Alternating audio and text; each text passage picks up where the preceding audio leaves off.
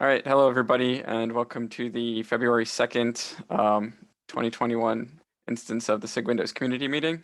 As always, these meetings are recorded and uploaded to YouTube, so please adhere to all of the CNCF code of conduct and standards. Let me update that date. All right, let's get started. I see a couple of new people on the call. I don't know if anybody wants to introduce themselves or not. We kind of started that a couple of weeks ago, and I'll try and keep that up periodically. If not, we can go into some of the agenda items.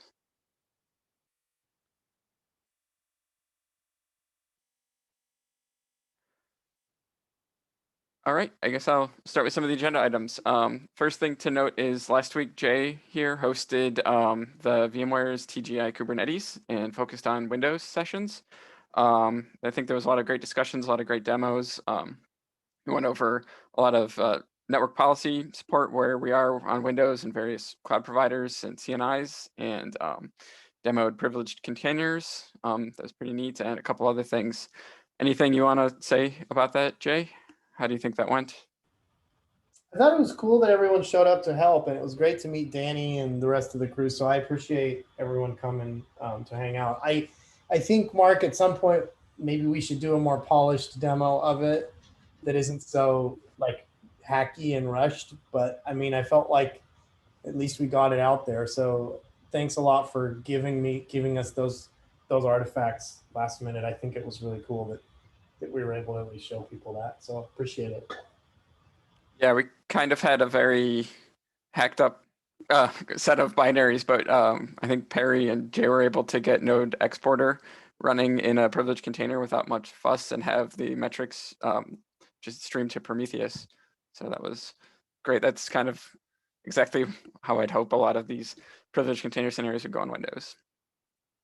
Yeah, so thanks for that, Perry, for getting that working. That was awesome. All right, let's go into some of the KEP updates. So next week, next Tuesday, February 9th is the enhancement cutoff. As far as I'm aware, we're tracking these two KEPs here. Arvind, do you want to give some updates? I believe that you got some feedback from SIG CLI about how kind of the user flow for this is going to be.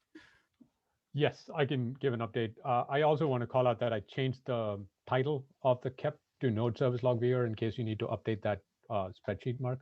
Okay, I will do that. So, do you want to share the screen, or should I? Or no, you can just bring up the KEP and okay. Show it. So I spent some time last week cleaning up the KEP. I've added as much detail that I could from my side. I also reflected what I found out from the SIG CLI folks. So the SIG CLI folks are asking us not to introduce a new subcommand. They are suggesting that we extend kubectl logs and point it at node objects or introduce a level of filters that I have, shown as examples out here. The other thing I'm trying to work on is figure out from a coding perspective on kubectl, kubectl, what changes do I need to make? That's where I'm at. I think this is open for reviews. Mark, if you're okay with the way it is looking now, I'm fine removing the work in progress. But I'm going to leave it up to your thoughts on this. Yeah, I took a look at this, and I think that it's much less of a work in progress. It's probably good to get feedback from other folks too. So removing the work in progress would help with that. I think it's in a place that we can start reviewing and kind of iterate as we go. One of the main things that I wanted to highlight here is the reason why the motivations for doing this. And I believe that Arvind said that the SIG CLI folks said that we should just inherit a lot of the RBAC, the rules and kind of permissions around accessing like node logs this way. So there'd be a lot less security implications rather than doing the initial approach, which I think is probably the right move here. A lot less moving pieces to work with. Yeah, and that's the piece that I'm trying to confirm, Mark, by just looking at the code and trying to see if I can quickly come up with some kind of a proof of concept to really assert what they're saying actually matches reality sort of thing. So, I mean, if they're telling me this, I'm assuming it's all true and, it should be doable. Okay. The other two things. One is that SIG Auth has a biweekly meeting. One is tomorrow at, I believe, 11 a.m. PST.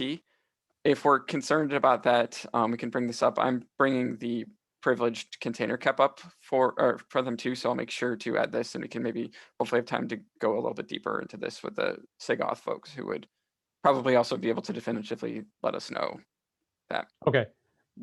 I'm wondering if we should get some of the SIG, if we can get some of the SIG CLI folks to attend there. Okay. Yeah, if you have the list of the people who were helpful with this, we can start a chat on Slack. I will I'll get I'll make sure it's added to the agenda, because I know sometimes they cancel their meetings if there's not a lot on or if there's nothing on the agenda. And then we can try and get the right people to show up and discuss. Okay. Yeah, it's mainly Mache. I'll send you his name on Slack. Okay, sounds good. And the other thing is, I have been I presented this to Signode, I think 2 weeks ago, asking for some Signode reviewers. I didn't get much feedback there. I think that they're quite busy. I don't know if you happen to know anybody else at Red Hat who would also be in the Signode crowd to maybe take a look at some of the changes, especially with some of the requirements that this is for System D and Journal D. I think, as we've mentioned before, there is a precedent for enhancements targeting kind of certain Linux distros or kind of flavors, so that shouldn't be an issue. But I think we would need Signode to at least look at it and say, yeah, this makes sense in order to progress on the KEP. I'll also try and figure out who the right folks are for this. Okay. That's good. Anybody or anything else of note here, Arvind, or does anybody have any questions? Yeah, I have nothing further to add. Folks, if you get a chance, just review it and see if I need to provide more details. The only thing that I was like a little not fully 100% sure of, given I'm not introducing an API per se, is how the graduation criteria works. So I threw something in there around feature flag. So yeah, I experience in this area, just let me know what I should change. I started to look at this, and I haven't finished my review comments. I'll do that today. We had kind of a similar deal with some other Windows features, like mainly Container D support, where that was interesting because a vast majority of the changes needed were actually in Container D and not in Kubernetes repositories or HCS shim. So we kind of have a little bit of precedent on that, and it would be good to know if there are like what feature flags would be needed, if any, for kubectl, and which I think you commented on. So well. Yeah, I've added the feature flag stuff, and from what Mache told me, kubectl is not feature flag aware per se. So he said what you should do is when they make the call, you should clearly state that this is like an alpha feature. And then on the kubelet side, it should return the proper message. If the feature is not enabled, it should return feature not enabled or something like that. Okay, that makes sense. Yeah. All right. Arvind, yeah, one quick thing. So I asked the GMSA developers to review this. So yesterday they reviewed it. They're reviewing it in detail, but from the looks of it, it looks like it will work for the correct CCG logs that Windows creates for GMSA and the Windows events. So they should be able to spin it out just with the filter, logs and that specific event. I think that was a good use case. One thing I do have question, I'll leave comments I'm reviewing, Arvind, is the beta graduation criteria. I think we should have some specific use cases that work before we make sure that, it's stable enough to go to beta. Yeah, that's where I was like, I'm not sure about Moz. So if you can help me with that, I'll gladly reflect your comments on the beta graduation. Sounds good. Oh, there's now that scale reliability stuff too, right? Does that affect this, Arvind? I don't know. There's some like new group of people that their entire job is to make sure that we don't introduce things that aren't unscalable or something. I don't know.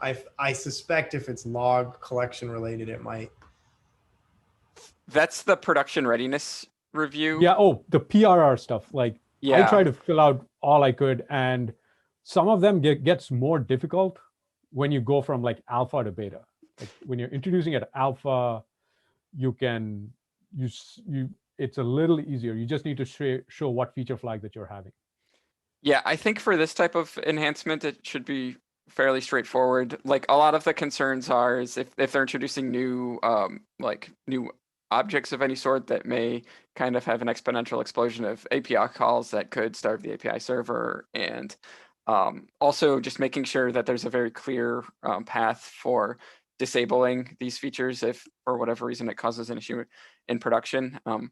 Here, with a lot of kubelet flags, there's not a whole lot you can do except like in real time, you can stop the kubelet, change a flag and start it again, or you could bring up a new node. But it's not as kind of sensitive to changes as the API server, for example. But yeah, it would be good to get this looked at. I believe that only the scalability requirements don't come in until you're trying to promote to beta, just the first ones. Most of that's all captured in the KEP now. Do you want to remove them, Mark? I just answered it. I don't. Oh no, I think it's better to have it in. Okay. But they, I think that they're like, so now KEPs will be required to go through a review from somebody from the production readiness review, and depending on what stage they're targeting, they require certain information. But it's the more information earlier, the better, I think. Okay, yeah, I've filled out whatever process-wise is needed. There apparently you need another subdirectory somewhere else with SIG Windows and the KEP that you're introducing, and you need to tag someone from the PRR approver team. And they said you could just pick someone randomly, so I just picked the first person. Yeah, I think there's only 3 people right now. Correct. Yep. Yep. Yeah. I usually wait until we have a little bit more like overall reviews and approvals, especially from other SIGs on the KEPs, before reaching out to those folks, just in case anything changes significantly. So okay, and they're usually fairly quick to respond. So but yeah, we'll keep an eye on that. Good okay. call. Sounds good. Nothing else from me, folks. All right, I wanted to give a brief update on the Windows privileged container KEPs. So the most noteworthy thing here is after a lot of discussions with Lantau Liu from Google and a member of SIG Node, we've decided that the best course of action here would probably be to not refer to these as privileged containers in the CRI layer or the Kubernetes objects. And the reasons for that is there's a pretty long discussion in the GitHub review comments. I'll highlight this here too in the updates. But so instead, I believe the current plan is to call them host job containers. And that is a reflection of how these containers actually work on the host and how they're technically not containers. So I've added a note here too. I encourage anybody who's interested to go and read more about this in the KEP. But for the instance of being brief, where did I put this?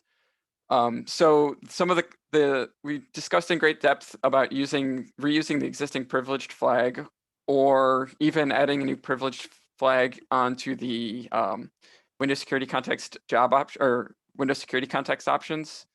And we've decided that, or I think the most clear path forward was to not call it privileged for a couple reasons that I highlighted here. The first one is that privileged containers has a very kind of distinct meaning on Linux, and that was inherited from what it meant in Docker. And there's a number of conversations even for Linux today about what the privileged field should actually mean with CRI and in Containerd and CRI-O, because there's a lot more granularity over what kind of features or what kind of access this container can have. So by not calling it privileged, we kind of sidestep that whole conversation. And also these containers will have vastly different kind of capabilities on Linux and Windows. So we wanted to make it so that to really encourage users to go and read the docs to understand what they're enabling and what will work with these host job containers. rather than just assuming that they work the same way in Linux and running into all sorts of issues. The next biggest kind of concern with, or the next argument was that for this enhancement, using run as username and or the GMSA credential spec to run these privileged containers is the primary way of kind of limiting access to host resources on the containers. There's a section that kept outlining this, but I wanted to make sure that that field and the host job / privilege field lived as close as possible on the deployment specs, just to make it clear that these will apply to, that they apply together. And the other big thing was to help with API validation. So with Windows privileged containers, as mentioned elsewhere in the pod, currently, or in this KEP, currently, all of the containers in a pod must either be privileged or not privileged. And with API validation, there is not a good way to know at the time it hits the API server if the spec is targeting a Linux node or a Windows node. So that means it would be hard to enforce that that kind of those rules that all containers are privileged or not there. So these are kind of the updates. This seemed to make the most sense for a couple of folks who were reviewing it as well. As I mentioned, we're still looking for approval from SIG auth and SIG API. I'm going to bring this up with SIG auth. I think their biggest concern was that, as I mentioned here, there's a lot of policy or monitoring tools that are already looking at this privileged field, but hopefully with a sufficient like evidence or arguments, we can really say it makes more sense to call this a host job. That's kind of the biggest updates that I wanted to highlight here. Does anybody have any questions on these updates? Any concerns about the name? I'm totally open to a different name if we can find an awesome one. Discussed this with a couple folks inside of Microsoft, and this was kind of the most succinct, descriptive name we could think of. I'm not going to bike shit about the name, but anything other than job might help disambiguate in the future because there's so many things that are jobs, right? Yeah, we did kind of mention that because Kubernetes has the notion of jobs. Windows has a pretty distinct like definition of what job objects are too, and thought that we could make it more clear that this is really an abstraction around those Windows job objects and less about containers. But I guess, yeah, let's move that into Slack. Let's give some more time to the rest of the agenda. But yeah, naming is hard. Yeah, I don't want to bike shit about that. Let's just move on. Yeah, we can do it in Slack. Yeah. All right, 2 agenda items left. James, do you want to talk about some of the test grid dashboard updates you were proposing? Yeah, so we talked about this at length last week. So I opened up a PR to create a new dashboard that we can put just our informing tests on initially, and get those to turn green, and then we can decide if we want to add additional tests later on. If you scroll all the way down, Mark, you can kind of see what our dashboard looks like right now. I named the dashboard Signal and only added our 3 informing jobs. I think there's an AKS engine container D, and then there's 2 GCE 2019 and 1909 jobs. That would be the initial signal, and we can we focus on turning that green, and then we can determine whether we have more. But take a look. I left some notes in the PR. Please give me some feedback before we merge this. Yeah, I'm in favor of these changes. I haven't approved them because I wanted to give some time for people to comment, but I think this is a good step forward. I think this will help people focus on looking at the dashboards that we want them to look at when like for all of this. So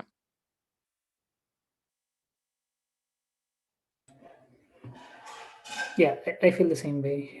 It helps us to focus on just the jobs that we are interested in. I think the releases dashboard has grown too big for us to identify the problems now. Yeah, thanks for doing this. Just let us know if you need us to help own parts of it, James, Ravi, whatever. Yeah, this doesn't really change any of the jobs. It just puts them on a separate dashboard so we can look. So Cool.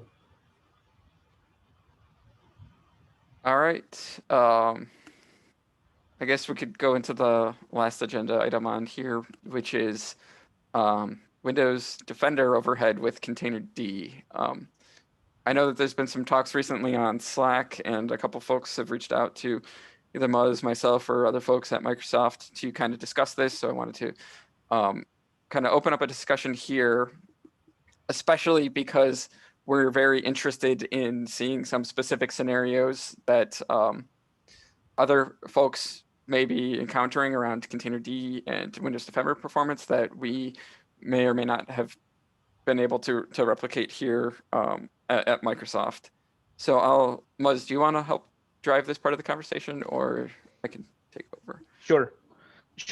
So I think basically there is vendor overhead of 10% CPU, as you mentioned there in the notes, Mark, that we are aware of, and Defender team as we speak have been working towards it. They're close to, I believe, a resolution.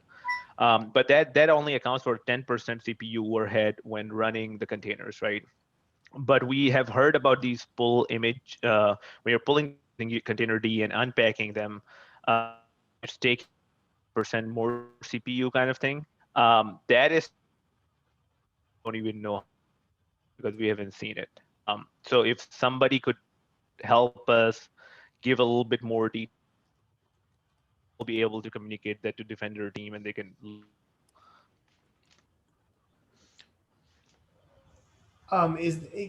In those policy jobs that we run sometimes on Container D, what we see is the job just kind of hangs after a while, and it sends a whole bunch of requests, kubectl exec requests. Now, I haven't done the math to figure out whether it's always happens with Defender on versus off, but when I run those same jobs, those same network policy jobs on EKS or AKS with Docker, I don't tend to see that instability. I don't know whether that's a useful data point or not, but the last time I saw this, it was more to do with the extracting step. So it wasn't necessarily the pulling of the image. It was when it was extracting it. I've seen it with third-party antivirus in the past, notably McAfee, but I haven't seen it for a while. I will double check because I've been disabling it up until recently. So I'll turn it back on, and I'll try and get some measurable stats for you. Yep. Yeah, that would be good, Perry. Yeah, if so it seems like on the comment, Jeremy is saying there is some Defender session. You were saying it's for extracting. So cases like Perry and Jay, if you want to get me that extraction performance overhead and how you're reproing it, and then it would be great if you can turn off the Defender and see if it doesn't happen, then we know it's kind of coming from Defender. And the same goes with Jeremy, if you can give me a little bit more detail so we can start looking at it. If it's not Defender, then it's something else. We definitely want to fix it for Container D, but we want to kind of be pointed to like what is happening. So yeah, I can speak a little bit here. So unfortunately, the engineer that has actually done most of the analysis, I'm kind of just going to paraphrase what they've said, but basically, we have tried.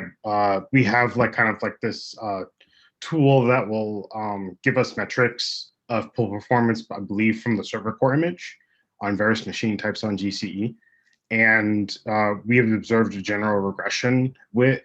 We've tested modes with and without Defender enabled, but even without with Defender disabled, we're seeing that the pull performance as compared to Docker is still slower. I don't know the number off the top of my head. And we've also done this analysis with PIG-Z enabled and disabled as well. I see. So the thing you were talking about, Jeremy, doesn't seem like a Defender issue, right? That's a Container D issue. If you can provide me more details, our Container D team can also take a look. I can ask them to and see if there's something known there or they can look into. Yeah, that'd definitely be appreciated. Yeah, we're probably gonna have to is there any sort of metrics in particular that you want? Is it basically you just want Defender Windows Defender disabled, and then like PIG-Z disabled. Is that what kind of what kind of information do y'all need? Yeah, I think they would also probably like some traces if we can get them. What is happening, like the logs at the Windows, so what is taking that more time. Muzz and I can follow up on Slack with some kind of instructions on how to set up the ETW traces that I think we need. We'll need to reach out to the Defender team as well and the container platform team, and hope for steps for how to collect them. I think. Does that sound good, Muzz? Yeah, that sounds good. And it seems like, just to summarize, it seems to be like 3 issues going on, right? One is the Defender known, which the Defender team is working on, the 10% CPU spike. The second one is the what Barry and Jay are reporting, and the third one is what Jeremy is reporting. So yeah, let's treat them separately and like gather the data on the two. Would it help if like we started a document, just because there's a lot of data that'll be involved in this investigation, and then we'll just put it on the Slack channel? Yeah, sure. Can we open this in container D? Would that be a? Sorry, James, I couldn't hear you. Can we open an issue on container D? That might be a central place to collect all this. Okay, can you link that in the Slack channel so that we can add the information there? Yeah, it's just container D, container D. Is it pretty recent? No, I'm not saying there's an issue. Oh, we should. Let's create one there so that we can get the community involved, and it's not just in a document in our Slack channel. Okay. And how about Perry and Jay? Do you want to create this issue on Windows Containers GitHub as well? So we're using GitHub for links here. I think Jay has created one already. He has. Okay. I've created one where I'm exploring the failure of the network policy tests on container D-based clusters. And I feel like I need to like work with Perry. Me and Perry were just talking about this today to figure out a test that's a little bit more precise in terms of actually creating a real bug report type thing. But for now, if anybody's interested in the issue that I'm seeing, then the link to that issue is, I will post it in here. Let me just look it up.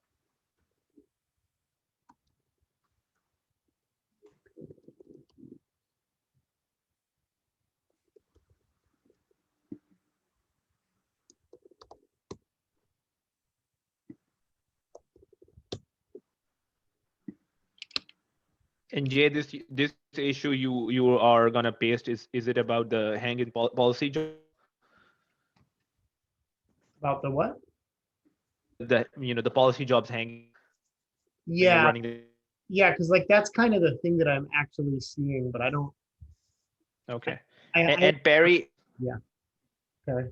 And Perry, the image extraction, is it the same? Like, are you also seeing it with policy jobs, or is it separate?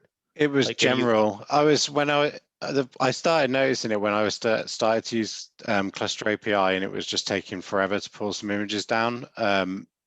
So I was trying to exclude the processes for containerd and CTR at the time, but I will go back. It wasn't to do with that particular issue. It was more to do with the first initial pull of the source images that were the problem. So it was when you basically have a fresh node, brand new, and you do the first pull, it takes absolutely forever, even not like, but if you remove the Windows Defender, it seemed to extract faster. That was what I noticed, but it was a while ago, so I need to go back and gather all that. Yeah, Perry, I placed Windows. If you can reproduce and just paste it there and give me the there on that issue.